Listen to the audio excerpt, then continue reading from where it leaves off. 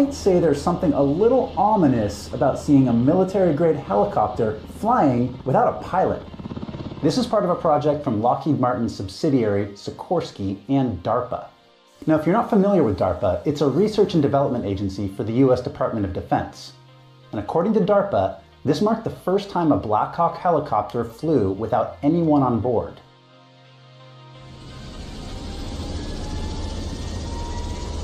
Could that be what happened the other day with the Black Hawk? It took off, flew for 30 minutes over a US Army base in Kentucky before safely landing on its own.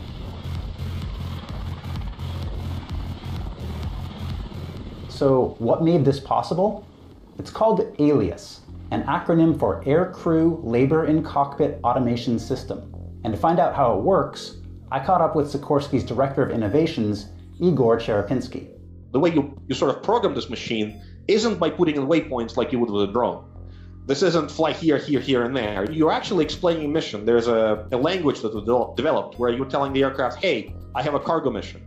And there's a set of cargo over here, and it's this kind of cargo, and it needs to end up over there. And this is when I need it.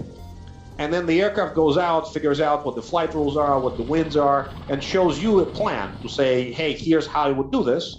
And you, again, as a human being, have the final authority to modify it. But machines doing a lot of that, intermediate thinking sort of thing for you. This is inherently what's known as a fly-by-wire system, where mechanical controls are completely removed from the aircraft. So even in pilot mode, the pilots are flying the same computer, if you will, that's flying the aircraft when no one's on board. And that makes this aircraft easy to fly. I could teach you to fly this aircraft in 15 minutes.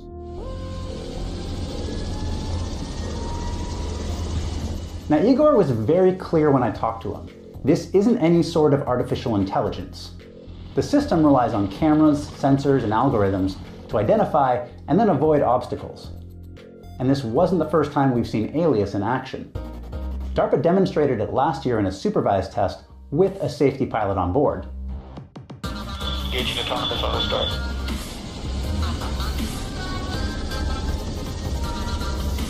Autonomous takeoff.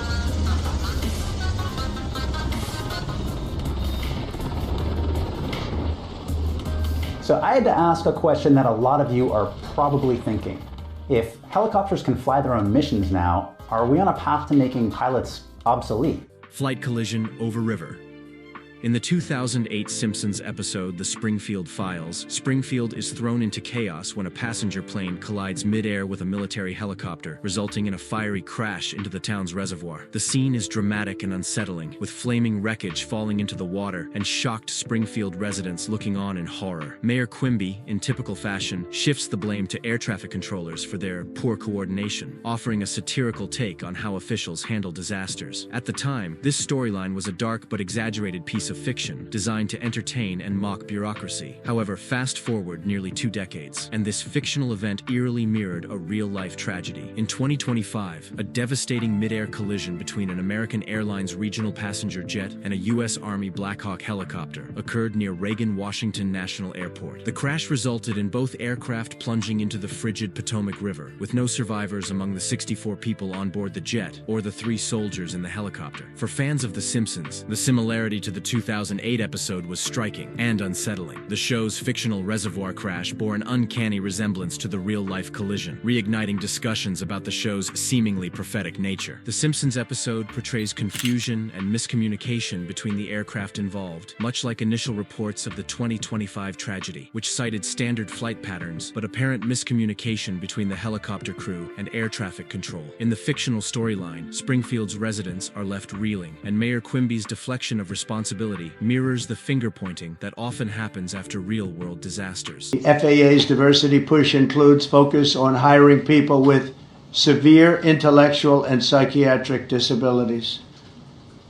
That is amazing. And then it says FAA says people with severe disabilities are most underrepresented segment of the workforce, and they want them in, and they want them, they can be air traffic controllers. I don't think so. I don't think so. I don't think so. I think it's just the opposite. In the real-life event, American Airlines CEO expressed confusion as to why the military helicopter entered the passenger jet's flight path, while government officials began investigations into what they deemed a preventable tragedy. Adding to the eerie parallels, the 2008 Simpsons episode also features a scene where a bystander watches the crash unfold and remarks, "Did you see that?" A line that echoes real-life air traffic controller recordings from the 2025 collision. In both cases, the event is portrayed as shocking, chaotic, and tragic, leaving viewers and witnesses alike grappling with the consequences. While some might chalk up these similarities to coincidence, fans of The Simpsons often point to moments like this as evidence of the show's uncanny ability to anticipate real-world events. Whether this prediction was intentional or just an unsettling fluke, it adds to the long list of times when The Simpsons blurred the line between fiction and reality. The flight collision over Springfield's reservoir may have been a fictional plotline, but its echoes in the 2025 tragedy remind us of how sometimes life imitates art in the most unexpected and tragic ways. Oh shit, a plane just fucking crashed!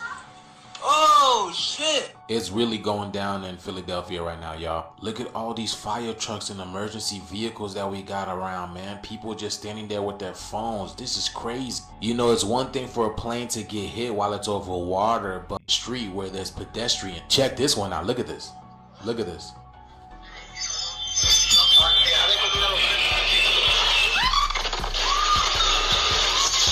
Y'all, what was that? What? Allahu Akbar! Allahu Akbar! What the hell? Take a look at this again, y'all. And now look at the next clip. Look at this. Allahu Akbar! Where's the thing that fell out of the sky? And just for that, the sky to flash bright orange like that before impact? Y'all see that? Y'all see that? How the sky just went orange before impact?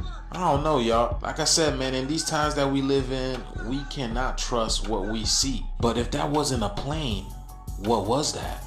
Do y'all see that? Look at this. Look at that. Look at the cloud of smoke, the dark black cloud. Leading up to the Super Bowl, things are gonna get a lot interesting. It do look like a missile, though. Okay, folks, show's over. Nothing to see here. Show's... Oh, my God! A horrible plane crash! Hey, everybody, get a load of this flaming wreckage! Come on, crowd around. Crowd around. Don't be shy, crowd. Homie, what are you doing? You don't know how to fly? I drove a car over a cliff once. How different could it be? What's the ocean doing in the sky? There's only one man who can help us now. Hello, and welcome to Success. It's Marge Simpson. I need you to coach like you've never coached before. Marge, please, I'm with a client. Now you listen here, bub. We paid you all the savings we had in the world. You can at least tell my husband something encouraging. All right, Homer, what is it you're attempting to do? Win over a difficult client? I'm trying to land a plane with no experience. Homer, I gotta tell you, I'm not very good. I went to the Harvard of the South. Duke? That's good. Not Duke. Vanderbilt? A little further south. Don't make me say it. Deathman has reported you to the FAA. This near miss will be investigated by a board of 3 retired pilots. Oh,